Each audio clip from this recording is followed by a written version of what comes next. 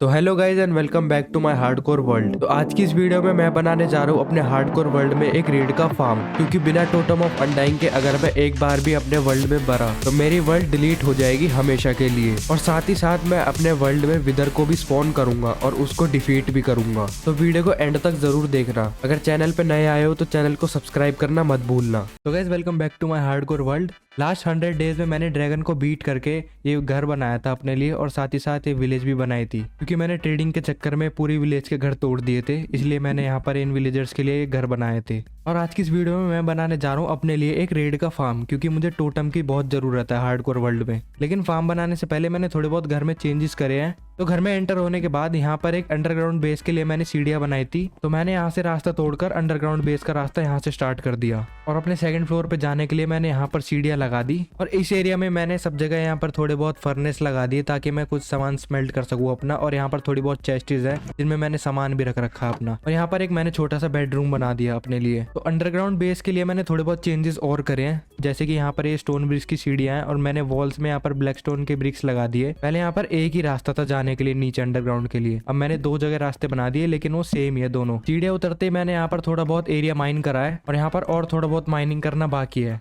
और आज मुझे अपने डायमंड का आर्मर पूरा नेदरराइट में भी अपग्रेड करना है। और नेदर में एंशिएंट डेमरीज माइन करने जाना भी बहुत खतरनाक है, इसलिए मैं अपने लिए टोटम का फार्म बना रहा हूँ। मैंने पिछले 100 डेज की वीडियो में यहाँ एक पिलेजर को ट्रैप करा था। हाँ, ये अब भी यहीं पर है। जब अपना फार्म बन के रेडी हो जाएगा तो एक बार मैंने ये टेस्टिंग के लिए रखा है, इसको मार के मैं रेड करवाऊंगा। तो रेड फार्म बनाने के बाद मुझे अंडरग्राउंड बेस भी कंप्लीट करना पड़ेगा पूरा। और अभी ये मैंने जितना भी माइन करा है मैंने सिल्क टच की पिकेक्स से करा है, जिसकी एचपी मेरे ऑलमोस्ट हाफ हो चुकी है। और मुझे अंडरग्राउंड बेस बनाने के लिए भी बहुत माइनिंग करनी पड़ेगी अभी। तो मुझे उसके लिए बीकन चाहिए, और बीकन बनेगा विदर से। तो विदर को डिफीट भी करना है मुझे आज। लेकिन विदर को मारने से पहले सबसे पहले मैं रेड फार्म के लिए थोड़ा बहुत सामान इकट्ठा कर लेता हूँ। तो मैंने सारा सामान तो इकट्ठा कर लिया। और फार्म बनाने के लिए मुझे ओशन वाली बायोम भी ढूंढनी पड़ेगी, क्योंकि ऐसी नॉर्मल रिवर में वो फार्म बनेगा नहीं। तो उसके लिए मुझे सबसे पहले ओशन ढूंढना पड़ेगा। फाइनली फार्म बनाने के लिए ओशन भी मिल चुका, और ये मेरे घर से बहुत दूर है, तो मुझे यहाँ पर नेदर पोर्टल बनाना भी पड़ेगा। तो अपना फार्म मैं इस जगह में बिल्ड कर रहा हूँ। मैं एक छोटा सा प्लेटफॉर्म बना लेता हूँ, और मुझे अभी घर से जाके अपना सामान भी लेकर आना पड़ेगा सारा। फाइनली घर पे भी आ चुके हैं।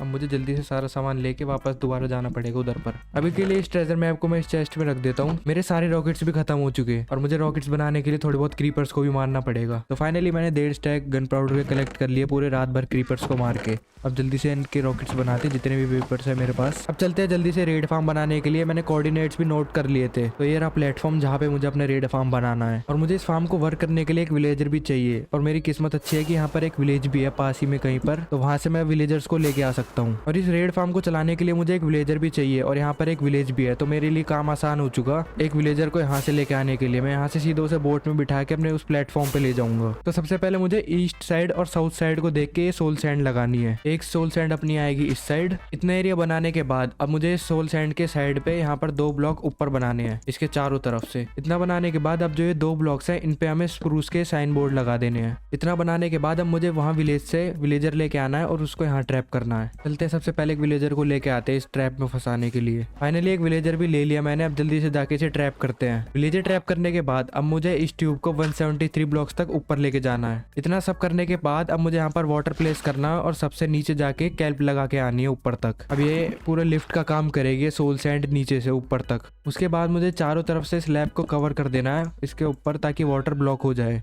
अब मुझे इस साइन के अपोजिट एक ब्लॉक लगाना है, और उसकी हाइट मुझे 74 ब्लॉक तक लेके जानी है ऊपर। 3x3 स्लैब्स लगाने के बाद अब इन स्लैब्स के चारों तरफ साइन बोर्ड लगा देने हैं। चारों तरफ कवर करने के बाद यहाँ से 2 ब्लॉक्स तोड़ के मुझे यहाँ पर दोबारा साइन बोर्ड लगा देने हैं। फिर उसके बाद ऊपर आने के बाद यहाँ पर 3 ब्लॉक्स लगा के, और यहाँ पर स्ट्रेट 9 ब्लॉक्स लगाने हैं। फिर उनके बाद इन ब्लॉक्स के बीच का गैप फिल कर देना पूरा। प्लेटफॉर्म पर स्लैब लगाने के बाद अब यहाँ पर मुझे लगानी है डबल चेस्ट, कुछ इस तरह। अब इन चेस्ट के पीछे लगा देने हैं हॉपर। इतना करने के बाद अब इन हॉपर्स को कवर कर देना है ग्लास से। यहाँ पर सोल सैंड लगाने के बाद इसके पीछे लगा देना है ऐसे डिस्पेंसर, और उसके बाद दूसरा डिस्पेंसर लगा देना है यहाँ पर। और दोनों डिस्पेंसर के साइड में एक बटन लगा देने हैं। बटन लगाने के बाद अब इस डिस्पेंसर के ऊपर एक ऑब्जर्वर लगा देना है उस साइड फेस करके, और दूसरा ऑब्जर्वर इस साइड फेस करके लगाना है। उसके बाद इस डिस्पेंसर के पीछे 2 रिपीटर लगा देने हैं, और उनको 4 टिक पे कर देना है। फिर रिपीटर के आगे एक ब्लॉक लगा के इसके ऊपर रेडस्टोन टॉर्च लगा देनी है। तो मैंने आधे से ज्यादा रेडस्टोन का काम तो कर दिया अपने फार्म पे। अब बस मैं यहाँ पर रॉकेट्स लेने आया हूँ और थोड़े बहुत ब्लॉक्स लेने आया हूँ स्टोन ब्रिक्स के। तो मैंने रॉकेट्स भी बना लिए 2 स्टैक और थोड़े बहुत ब्लॉक्स भी रख लिए अपने साथ। अब जल्दी से चलते हैं और कंप्लीट करते हैं अपने रेड फार्म को। फाइनली पहुंच चुका फार्म पे। अब जल्दी से कंप्लीट करते हैं इस फार्म को। तो फाइनली अपना फार्म बन के रेडी हो चुका है। अब बाकी है तो इस फार्म को यूज करना। जल्दी से चलते अपने घर पे और मारते उस विलेजर को जो मैंने कैप्चर करा था बोट में। और इस फार्म के लिए मुझे न्यू स्वॉर्ड बनानी पड़ेगी क्योंकि मेरी स्वॉर्ड में नॉकबैक 2 है और इस फार्म में नॉकबैक 2 की जरूरत नहीं है। तो ये रहा विलेजर, इसे जल्दी से मार के चलते हैं अपने रेड फार्म पे। बैड ओमन इफेक्ट भी मिल चुका है। अब जल्दी से चलते हैं फार्म पे और बस वर्क करना चाहिए वो फार्म।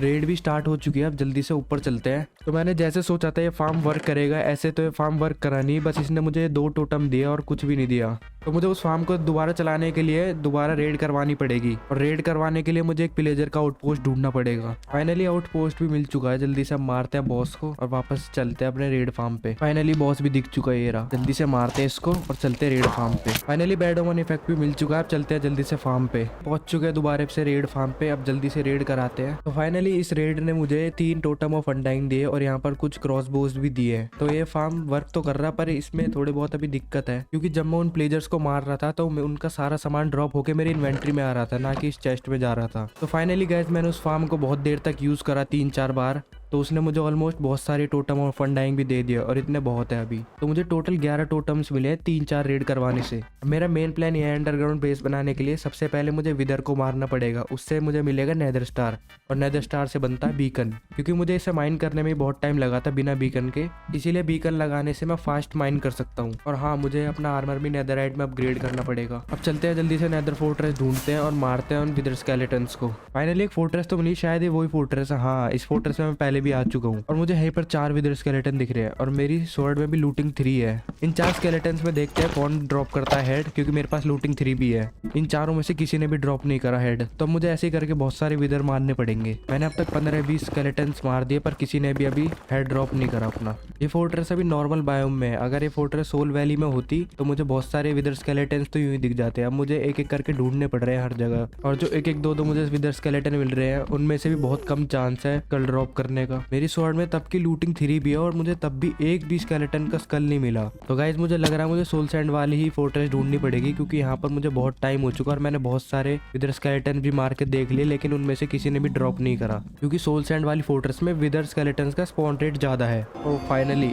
एक एडवांसमेंट कंप्लीट हो गई, क्योंकि मैं ऑलरेडी बहुत जगह घूम चुका हूँ फोर्ट्रेस ढूंढने के लिए। फाइनली मेरे ऑलमोस्ट रॉकेट भी खत्म हो चुके थे, मुझे बेस्टियन और फोर्ट्रेस दोनों मिल चुकी है एक ही जगह पर। फाइनली अपना पहला हेड भी मिल चुका है। 30-40 स्केलेटन मारने के बाद अपना पहला स्केलेटन हेड भी मिल चुका है। अब जल्दी से 2 स्केलेटन हेड और कलेक्ट करते हैं और निकलते हैं। फाइनली अपना दूसरा हेड भी मिल चुका है। फाइनली तीसरा भी मिल चुका है। अब जल्दी से निकलते हैं यहाँ से। अगर मैं पहले सोल सैंड वाली बायोम में फोर्ट्रेस ढूंढता तो मेरा काम आसान हो जाता और मेरे रॉकेट्स भी नहीं खर्च होते। मुझे 2000 ब्लॉक्स ट्रैवल करने पड़ेंगे पैदल बिना इलाइट्रा के, क्योंकि मेरे पास रॉकेट्स भी खत्म हो चुके सारे। मैं एक स्टैक की रॉकेट लेके आया था। फाइनली पहुंच चुके हैं अपने पोर्टल पे, और नेदर में बिना इलाइट्रा के ट्रैवल करना बहुत मुश्किल है, क्योंकि बहुत सारी बायोम्स आती है बीच बीच में। सबसे पहले तो मैं थोड़ा बहुत फूड ट्रेड कर लेता हूँ, क्योंकि मेरे पास फूड भी खत्म हो चुका और मेरी लाइटर की एचपी भी नहीं बची इतनी। मेरी लाइटर भी फुल्ली रिपेयर हो चुकी है और मैंने थोड़ा बहुत फूड भी ट्रेड कर लिया विलेजर से।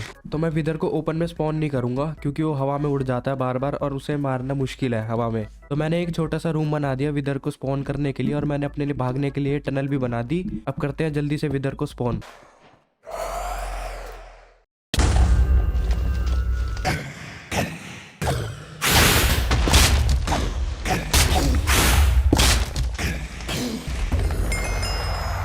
फाइनली मार दिया विदर भी और अपने पास नेदर स्टार भी आ चुका। अब चलते हैं जल्दी से घर पे और बनाते हैं अपने लिए एक बीकन। तो फाइनली अपना बीकन भी बन चुका है। तो मुझे अब बीकन की हेल्प से ज्यादा टाइम भी नहीं लगेगा अंडरग्राउंड बेस बनाने के लिए, लेकिन बीकन को फुल मैक्स तक बनाने के लिए मुझे बहुत सारा आयरन चाहिए होगा, और मेरे पास पड़े हैं सिर्फ 11 आयरन और यहाँ पर थोड़े स्मेल्ट हो रहे हैं। तो मुझे थोड़ा बहुत आयरन माइनिंग के लिए भी जाना पड़ेगा, और आयरन माइन करने में भी ज्यादा टाइम नहीं लगेगा, क्योंकि मेरे पास फॉर्चून 3 की पिकेक्स भी है। फाइनली एक केव तो मिली है बहुत बड़ी। अब जल्दी से आयरन माइन करते हैं, और इस केव में आयरन भी बहुत सारे हैं। डायमंड्स, यहाँ पर बहुत सारे डायमंड्स है केव में, वहां पर और भी डायमंड्स दिख रहे हैं मुझे। तो फाइनली अपनी जर्नी सक्सेसफुल और सेफ रही केव में। मेरे पास ऑलमोस्ट 5.5 स्टैक है आयरन के। अगर ये भी कम पड़ते हैं तो मैं डायमंड या एमरल्ड के ब्लॉक भी बीच में लगा दूंगा बीकन के। और मुझे केव में टोटल 62 डायमंड्स भी मिले, 6 ब्लॉक्स ही बन पा रहे हैं, और मेरे पास एमरल्ड्स के भी 11 ब्लॉक्स है, तो इन्हें मैं बीच में लगा दूंगा बीकन के। तो मेरे पास इन टोटल 38 ब्लॉक्स आए हैं आयरन के, जो कि बहुत कम है। तो मुझे लगता है मुझे थोड़ी देर और माइनिंग करने जाना पड़ेगा। तो मेरे पास टोटल ये 99 ब्लॉक्स है, और मुझे चाहिए अभी 65 ब्लॉक्स और। तो मैं सोच रहा हूँ कि एमरल्ड्स के ब्लॉक तो मैं थोड़ी बहुत ट्रेडिंग करके भी निकाल लूंगा और गोल्ड मैं नेदर से लेके आ जाऊंगा, तो आयरन माइन करने की इतनी जरूरत भी नहीं है। और विलेजर्स से एमरल्ड ट्रेड करना भी आसान है बहुत, और नेदर में गोल्ड मिलना भी बहुत आसान है, क्योंकि अगर फॉर्चून की पिकैक्स होगी तो हमें एक की जगह डबल डबल गोल्ड के नगेट मिलेंगे।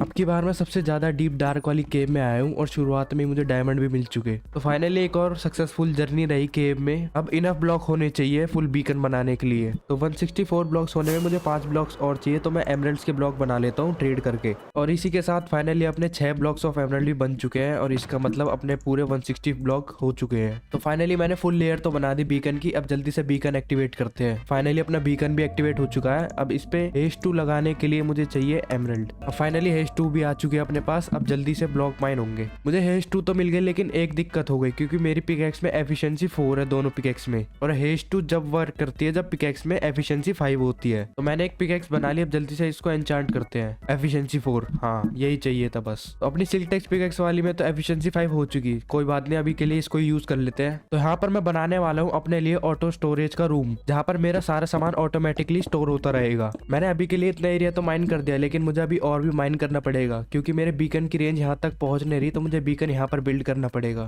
फाइनली हो चुका अपना दोबारा से बीकन एक्टिवेट। अब माइनिंग करते हैं जल्दी से। तो फाइनली मैंने इतना एरिया तो माइन कर दिया अपने स्टोरेज रूम के लिए, और अपने स्टोरेज रूम की एंट्री यहाँ से है। अभी ये सीढ़ियाँ भी बनानी है मुझे। तो यहाँ से मेरे 3 स्टोरेज के रूम रहेंगे, एक राइट साइड, एक लेफ्ट साइड और एक बैक साइड पर। मुझे अभी थोड़ा बहुत और एरिया माइन करना है, लेकिन मेरी पिकैक्स की एचपी बहुत कम हो चुकी है, और मेरी दूसरी पिकैक्स में एफिशिएंसी 4 है। तो मुझे एक विलेजर को एफिशिएंसी 4 की जॉब देनी पड़ेगी, ताकि मैं फॉर्चून वाली पिकैक्स से भी माइन कर सकूं जल्दी। और मुझे अपनी सिल्क टच वाली पिकैक्स भी रिपेयर करनी पड़ेगी विलेजर से ट्रेडिंग करके ही, क्योंकि मेरे पास अभी कोई भी फार्म नहीं है जिससे मैं अपनी पिकैक्स को रिपेयर कर सकूं। तो ये विलेजर मुझे 34 एमरल्ड्स में प्रोटेक्शन 4 की बुक दे रहा है, और इससे पहले मेरा एक विलेजर था, वो प्रोटेक्शन 3 की बुक 36 एमरल्ड्स में दे रहा था। तो शायद मुझे ये लॉक कर देना चाहिए, क्योंकि 34 एमरल्ड्स में दे रहा है। मेरे पास सारे एमरल्ड भी खत्म हो चुके हैं, क्योंकि मैंने जो भी एमरल्ड थे वो बीकन में लगा दिए। तो अपनी सिल्क टच वाली पिकैक्स भी ऑलमोस्ट हाफ रिपेयर हो चुकी है, और मेरे पास ऑलमोस्ट एक स्टैक एमरल्ड भी हो चुके हैं। तो मेरे पास अब प्रोटेक्शन 4 वाला विलेजर है, और मैंने इसे लॉक भी कर दिया है। तो अब इस विलेजर का मर जाना ही ठीक है, क्योंकि मुझे अब इस विलेजर की इतनी जरूरत भी नहीं है। तो फाइनली इस विलेजर ने मुझे एफिशिएंसी 4 की बुक ट्रेड करनी तो शुरू कर। तो मैंने एफिशिएंसी 4 की बुक तो ले ली। बुक कंबाइन करके अब चलते हैं जल्दी से माइनिंग करने। तो मैंने तीनों जगह से एरिया तो माइन कर दिया। अब बारी है यहाँ पर स्टोरेज रूम बनाने की, लेकिन उससे पहले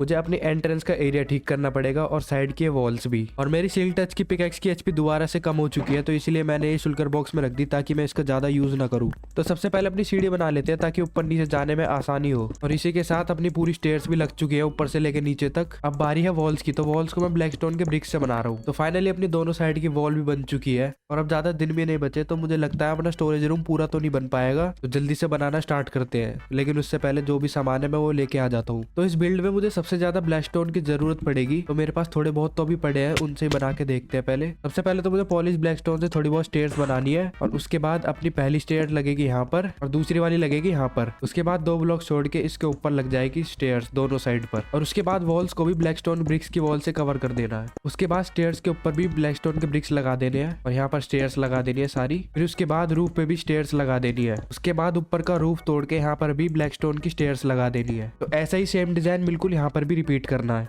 उसके बाद अपनी शेप कुछ ऐसी दिखेगी एंट्रेंस की। उसके बाद लगेगी यहाँ पर एक स्टेयर, फिर स्टोन ब्रिक्स डायगोनली में 2, और इसकी हाइट खींच देनी है फिर 6 ब्लॉक्स तक। और यहाँ पर एक स्टेयर लगा के फिर 2 ब्लॉक्स छोड़ के अपसाइड डाउन स्टेयर लगा देनी है। उसके बाद एक स्टेयर लगेगी यहाँ पर, और सेकंड वाली यहाँ पर।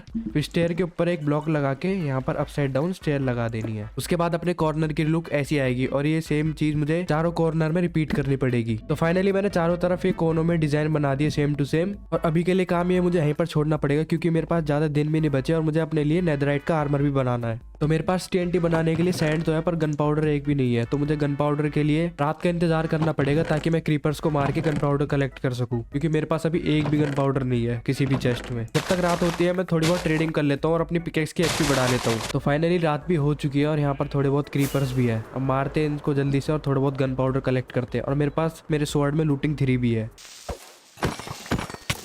तो 2 दिन तक क्रीपर मारने के बाद अब मेरे पास सिर्फ एक स्टैक और 47 गन पाउडर हुए हैं। इतने से गन पाउडर में देखते हैं कितने TNT बनते हैं। 21 TNT। और फुल लेदराइट का आर्मर करने के लिए मुझे चाहिए 16 एंशिएंट डेब्रिस, और मेरे पास पड़े हैं सिर्फ 3। तो मुझे 13 एंशिएंट डेब्रिस और चाहिए। तो मेरे पास फूड भी है, थोड़ी बहुत रॉकेट्स भी बनानी है मैंने। अब चलते हैं जल्दी से एंशिएंट डेब्रिस माइन करने। सबसे पहले तो मुझे वो वाला एरिया ढूंढना पड़ेगा जहाँ पर लावा ना हो, ऐसे लावा के पूल्स। तो मुझे वाई लेवल 14 पे जाना है जहाँ पर ज्यादा चांसेस होते हैं एंशिएंट डेब्रिस के मिलने के। तो ये लेवल ठीक है एंशिएंट डेब्रिस ढूंढने के लिए। तो चलो शुरुआत तो अच्छी हुई है, अपने को माइनिंग करते हुए पहले 2 एंशिएंट डेब्रिस मिल चुके। अब लगाना स्टार्ट करते हैं TNT। मैं 2 के गैप में TNT लगाऊंगा क्योंकि मेरे पास इतने TNT भी नहीं है और इससे ज्यादा एरिया भी कवर होगा और TNT भी कम यूज होंगे। अब करते हैं लाइट अप अपने TNT को और देखते हैं कितने एंशिएंट डेब्रिस मिलेंगे। यहाँ पर तो एक भी एंशिएंट डेब्रिस नहीं मिला अभी तक। दोबारा से लाइट अप करते हैं और देखते हैं। तो अपने सारे TNT तो जल गए लेकिन मुझे सिर्फ एक ही एंशिएंट डेब्रिस मिला। टोटल सिर्फ 3 एंशिएंट डेब्रिस मिले हैं 21 TNT फोड़ने के बाद। अब मुझे अपने बेड का यूज करना पड़ेगा। फाइनली एक और मिल चुका है अपने एंशिएंट डेब्रिस। 2 है ये भी एंशिएंट डेब्रिस। अगर ऐसी 2-2 करके मिलेंगे तो मुझे ज्यादा टाइम भी नहीं लगेगा। फाइनली इतनी देर के बाद एक और एंशिएंट डेब्रिस मिला। तो मेरे सारे बेड भी खत्म हो चुके हैं। मुझे नॉर्मल माइन करके ढूंढना पड़ेंगे एंशिएंट डेब्रिस। मेरे पास अभी 6 है। फाइनली अपना लास्ट एंशिएंट डेब्रिस भी मिल चुका है। अब जल्दी से निकलते हैं यहाँ से। मेरे पास 13 एंशिएंट डेब्रिस पड़े हैं इन्वेंट्री में और मेरे 3 पड़े हैं इस चेस्ट में। तो मेरा फुल आर्मर तो हो चुका है। अब जल्दी से इन्हें स्मेल्ट पे लगा देते हैं। फाइनली अपने स्क्रैप बन चुके हैं। बनाते हैं जल्दी से नेदर इंगोट। जल्दी से बनाते हैं थोड़े बहुत और स्मिथिंग टेम्पलेट। तो टोटल मेरे पास 5 बन चुके हैं। अभी के लिए एक टेम्पलेट को यहाँ रख देते हैं चेस्ट में और जल्दी से अपग्रेड करते हैं अब नेदरराइट में। और रात भी ऑलमोस्ट हो ही चुकी है। तो फाइनली अपना पूरा आर्मर भी अब नेदरराइट का हो चुका है। इसी के साथ सन भी ऑलमोस्ट पूरा सेट हो चुका है। मैंने करे 200 days survive in hardcore Minecraft.